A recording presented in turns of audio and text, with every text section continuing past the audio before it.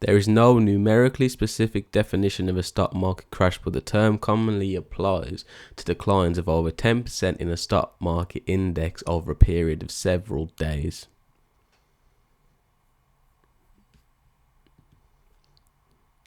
No.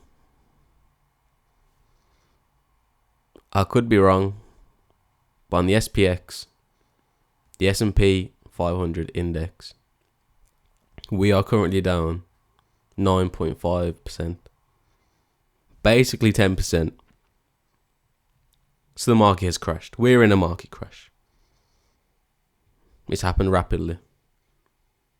But do we care? No, we don't. I want to get rid of that. It doesn't matter. We're in a bull market. A short bull market. It could end very soon.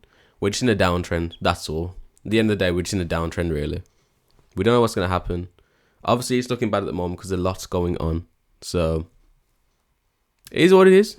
But yeah, if we take it off of this, then it would mean that the market's crashed. So, therefore, the market has crashed. Based on Wikipedia's definition. But,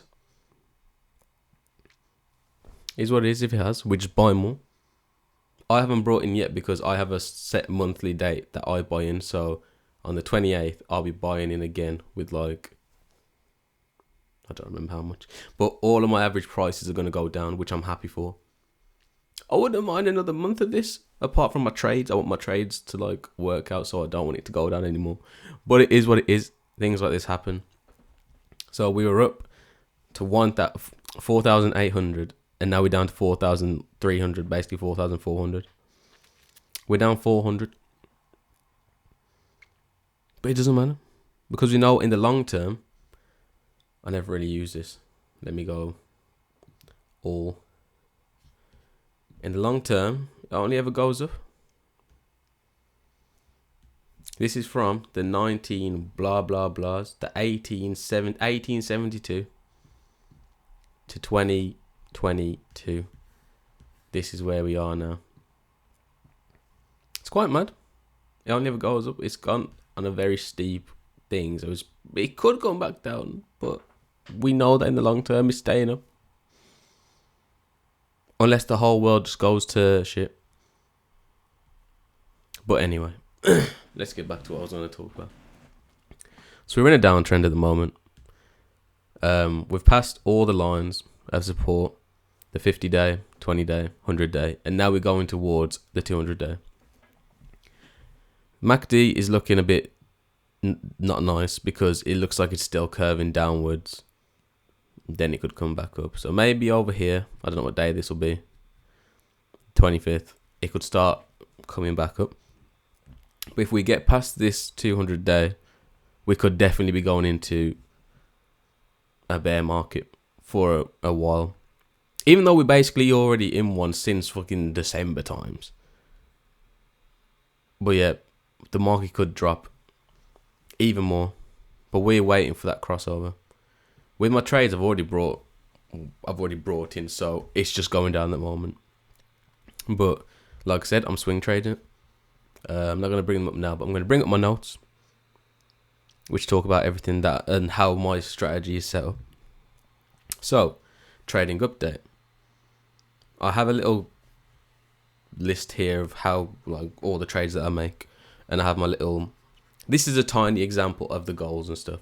So my trading goal is to swing trade a minimum 50% per quarter. I just want a 50% return per quarter, so every 3 months. And that's the main goal. Then in the year, obviously that 50, 4 quarters, 200% in the year. That's pretty nice to me, I think, personally. But also the yearly average return is 10%. I just want to beat the 10%. If I can beat the 10%, then I've returned the 10% plus whatever I return in my actual portfolio as well. So that's 2 incomes from trading I'm already getting, then plus dividends. What I want from the stock market, from the stock market, I just want to have multiple streams of income from that. The main 3, trading, the stock portfolio, and dividends. That's what I want to do. So the take profits from the actual like shares is 5 to 10% per trade. So if it hits 5%, I can be like, okay, I feel like sharing that amount of profit. Selling that amount of profit. And then figuring out whether to put it into something else or just hold that for a short amount of time until there's a pullback or something. It's 10%. It's quite cool. It's a nice little return on the amount. Then the trade size is 10% of the max account per trade. So I'm starting off with 1,000 in the account, which means that per trade I can do 100. In this one here, if you remember from my portfolio that I was doing in CFD, I was going to hold the SPX for a year, but then the interest fucked me up basically. So I was like, oh, I'm moving it over. But now I found the 5X QQQ, which is basically the tech market, basically Nasdaq and all that nonsense. And I've brought a bunch of shares in that. I put 200 into that. And then it's 5X, meaning that, say in the year it goes up 10%, it'll go up 50%. That's already hit that minimum per quarter, but that's over the year. So with this, I'll keep buying in, but I'm still going to take out profits at certain points. I'll never fully sell these ones. Whereas with all of these here, so as you can see, I have Tesla, Apple, AMD, QQQ. This was a short Tesla just to see how it works. I knew it was going to go down, but I just wanted to quickly test it, and I wrote it in. So I brought it on the 14th and the 17th, and my goal is to hold for max 2 months. Max 2 months. One of them, I just know that I'm holding until that point, unless it hits my certain like profits, and then I'd sell off everything at the end. Yeah, max. So I'm holding these from January till March. The max day is on March, so until then I'll take out the profits, obviously knowing that 5 to 10% per trade, and with it being 3x's and 5x's, it's gonna go up that bitch. That excuse me, I didn't mean to say bitch. It's gonna go up that bitch. I can't say bit. It's going to go up that bit much. I was mixing those words together, so I couldn't say it. Oh my god. It's gonna go up that bit more. I've just fucked up the whole video by talking like a nonsense.